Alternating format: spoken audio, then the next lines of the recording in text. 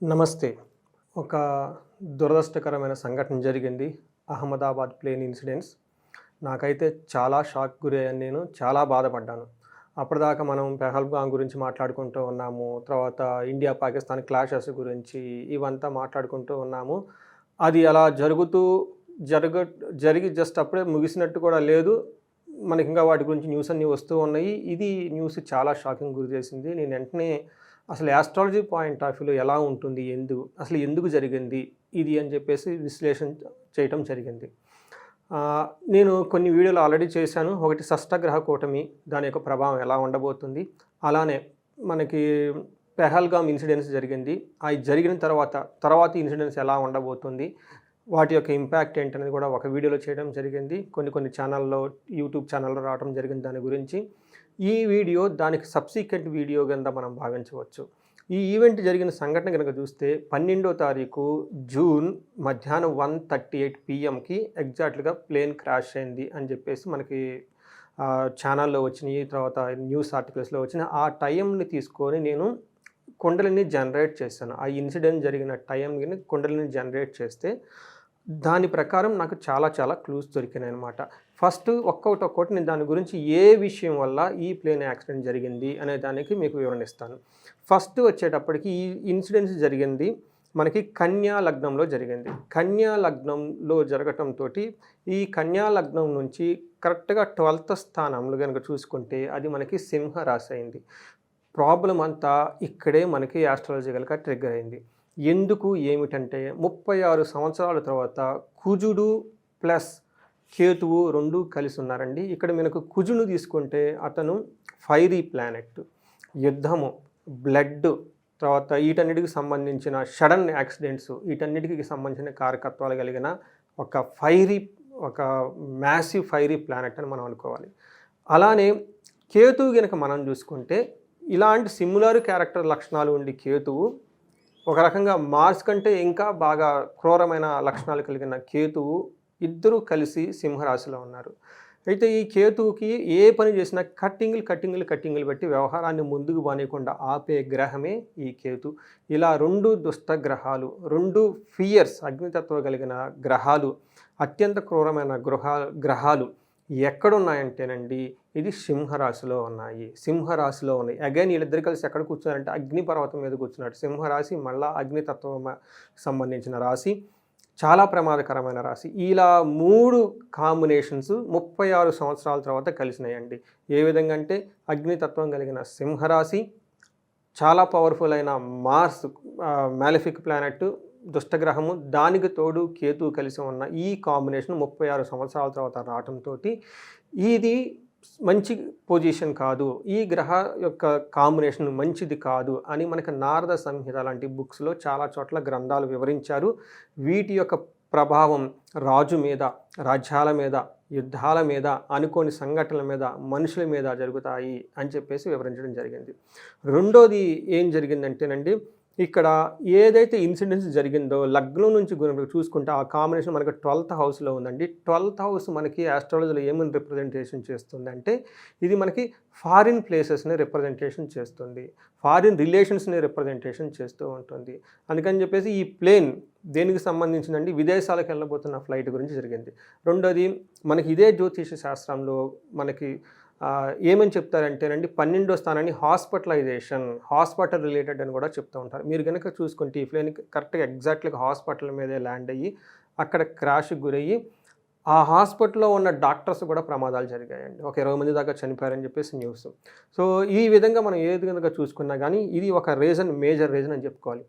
రెండోది రీజన్ ఏమంటేనండి, ఈ శని కరెక్ట్గా చూసుకుంటే మీనంలో ఉన్నారండి. ఈ మీనానికి ఈ కన్యరాశికి ఎగ్జాక్ట్గా ఆపోజిట్లో శని ఉండటం వల్ల శని దృష్టి అది డెత్కి కూడా సింబాలిక్ చేస్తుంది అని చెప్పేసి మనకి జ్యోతిష శాస్త్రంలో వివరించబడటం జరిగిందండి. అందుకని ఈ శని యొక్క దృష్టి కూడా ఉండటం వల్ల అది ఒక రీజను. శోకవంతంగా ప్రయాణము, లగ్నానికి విషాదకరమైన సంఘటనలు చోటు చేసుకున్నాయి. తర్వాత ఇంకొక ముఖ్యమైన విషయం, మీరు ఈ లగ్నం నుంచి కనుక కుండలి కనుక గమనిస్తే 9th హౌస్లో మనకి సూర్యుడు ఉన్నాడండి. అగైన్ ఇక్కడ 9th హౌస్ వచ్చేటప్పటికి దూర ప్రయాణాలని, ఆధ్యాత్మిక ప్రయాణాలని, యాత్రల్ని రిప్రజెంటేషన్ చేస్తుంటే ఇక్కడ సూర్యుడు ఉన్నాడు, అగైన్ సూర్యుడు అగ్నితత్వానికి సంబంధించిన గ్రహం అని చెప్తారు. అయితే ఈ గ్రహానికి మళ్ళీ అతను 12వ స్థానానికి కూడా అధిపతి. 12వ స్థానానికి ఇప్పటిదాకా మనం చెప్పుకున్న దాన్ని మోక్ష స్థానం అంటారు, సోల్ ఎగ్జిట్ ప్లేస్ అంటారు. దీని యొక్క అధిపతి 9th హౌస్లో అగ్ని రూపంలో ఉండటంతో ఈ ప్రయాణం అనేది సుఖంగా జరగకుండా ఆటంకాలతో, అనుకోని విధంగా దుర్ఘటనలతోటి తర్వాత సోల్స్ ఎగ్జిట్ అయిపోయినాయి అని మనం చెప్పుకోవచ్చు. ఇంతే కాకుండా ఇంకా కొన్ని కాంబినేషన్స్ ఉన్నాయి. 9th లార్డ్ ఎవరైతే ఉన్నారో శుక్రుడు, వాళ్ళు 8th హౌస్కి వెళ్ళిపోయారు. మన జ్యోతిష శాస్త్రంలో 8th హౌస్ని దుస్థానం అని చెప్తారు, యుద్ధాలు అని చెప్తారు, కలామిటీస్ అని చెప్తారు, అనుకోని సంఘటనలు, అన్ఎక్స్పెక్టెడ్ తర్వాత క్యాజువాలిటీస్, ఇవన్నిటికీ మనకి 8th హౌస్లో రిప్రజెంటేషన్ చేస్తూ ఉంటుంది.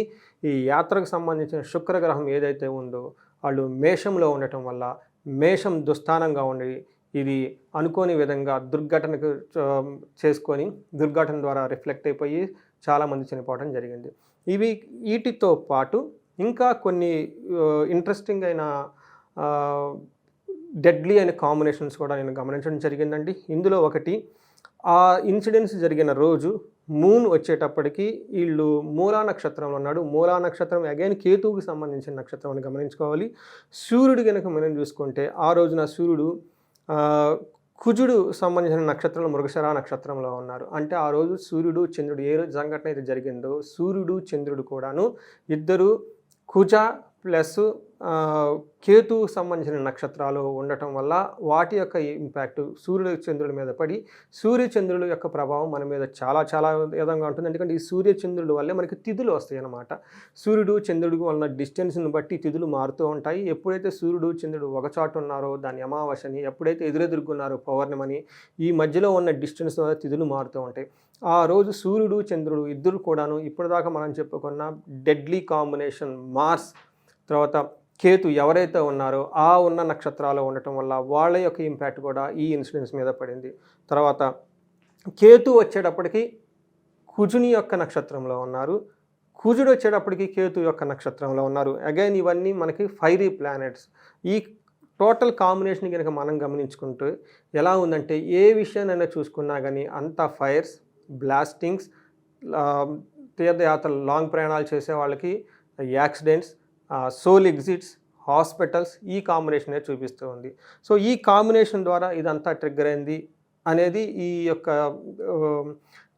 జరిగిన ఇన్సిడెంట్స్ యొక్క టైంని బట్టి చేయడం జరిగింది. బట్ మేజర్ ట్రిగ్గర్ ఏంటంటే మాసు కుజుడు ప్లస్ కేతు కలిసి ఉండటం వల్ల ఈ కాంబినేషన్ 36 years తర్వాత వచ్చింది. అయితే నెక్స్ట్ ఏంటి, దీని యొక్క ప్రభావం ఎంతకాలం ఉండే అవకాశం ఉంటుంది, తర్వాత దీని యొక్క ప్రభావం మనం కనుక గమనించుకుంటే ఇది మనకి July 28 వరకు ఈ కాంబినేషన్ యొక్క ఎఫెక్ట్ ఉంటుంది.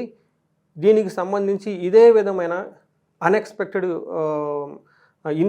బ్యాడ్ ఇన్సిడెంట్స్ జరిగే అవకాశం ఎక్కువగా ఉంటుంది. నేను రీసెంట్గా ఈ వీడియోకి చేయక ముందు కూడా ఇంకొక న్యూస్ కూడా విన్నాను. ఇండియన్ ఎయిర్లైన్ ప్లేన్ ఎక్కడో మళ్ళీ స్ట్రక్ అయిపోయి అది ల్యాండ్ అయిపోయింది మధ్యలో డెస్టినీ చేరకుండా అని. అంతేకాకుండా నిన్న జరిగిన ప్లేన్ క్రాష్ యాక్సిడెంట్కి నేను ఇప్పుడు ఈ వీడియో చూస్తున్న మధ్యలో కూడాను ఇరాన్ మీద భారీ ఎత్తున దాడి చేసి జరిగింది అని కూడాను న్యూస్ వింటూ ఉన్నాను అనమాట. సో ఈ విధంగా అన్ఎక్స్పెక్టెడ్గా టెక్నాలజీకి సంబంధించి, ఫైర్కి సంబంధించిన విషయాలు, దూర ప్రయాణాలకు సంబంధించిన విషయాలు జరిగే అవకాశం, బ్యాడ్ ఇన్సిడెంట్ జరిగే అవకాశం ఎక్కువగా ఉంటుంది. కాబట్టి చాలా చాలా జాగ్రత్తగా ఉండాలి. దూర ప్రయాణాలు ఎవరైనా కనుక చేయాలనుకుంటే కొన్ని రోజులు పోస్ట్పోన్ చేసుకుంటే మంచిది.